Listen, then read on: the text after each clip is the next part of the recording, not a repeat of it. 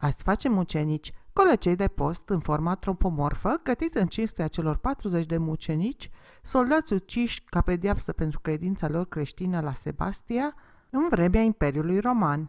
Să începem! Pentru un aluat dintr-un kilogram făină, am amestecat 50 de grame de drojdie proaspătă cu o lingură de zahăr și puțină apă călduță și am pus deoparte pentru 10 minute. Cât drojdia se activează, am cernut făina, am adăugat 200 de grame de zahăr, puțină sare, le-am amestecat cu făina, am turnat și drojdia. Ia uitați-vă ce spumă a făcut! Un mic secret! Aveți grijă să amestecați bine sarea cu restul ingredientelor înainte de a adăuga drojdia. Sarea concentrată inhibă capacitatea de dospire a drojdiei, ori noi ne dorim un aluat pufos în final. Doar făină, sare, zahăr și apă pot avea ca rezultat un aluat cu un gust destul de fad. Armele secrete sunt aromele. Le vom folosi generos pentru un rezultat aromat. Am folosit o esență de lămâie, coaja rasă de la o portocală și niște esență de vanilie. Pentru frământare am folosit paletele pentru aluat ale mixerului și cât amestecam de zor, am turnat și 100 de grame de ulei de floarea soarelui. Treptat am adăugat apă. Apă cât cuprinde, ar spune o faimoasă expresie populară.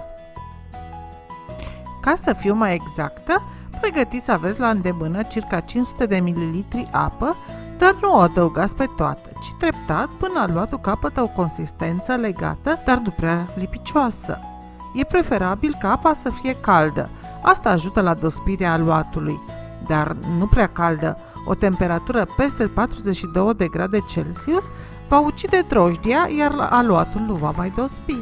În mod normal, pentru maxim de rezultat, exact ca la pâinea frământare, a cărei rețetă o găsiți de asemenea pe canal, cea mai bună metodă e dospirea în 2 trepte. O primă dospire durează o oră, după care împărțim aluatul, îi dăm formă, îl punem în forma de copt și îl mai lăsăm 2-3 ore să mai dospiască, după care putem pune la copt în cuptor.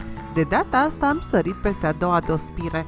Nu de alta, dar după ce am făcut aluatul, am fost plecată de acasă câteva ore, timp în care coca a crescut vesel și s-a triplat în volum. Grăbită să termin filmarea, am început să formez mucenicii. Am uitat însă să apăs butonul de înregistrare al aparatului. M-am trezit abia după 5 minute că nu am înregistrat pentru voi aluatul crescut, dar sunt convinsă că mă credeți pe cuvânt cât de frumos a crescut.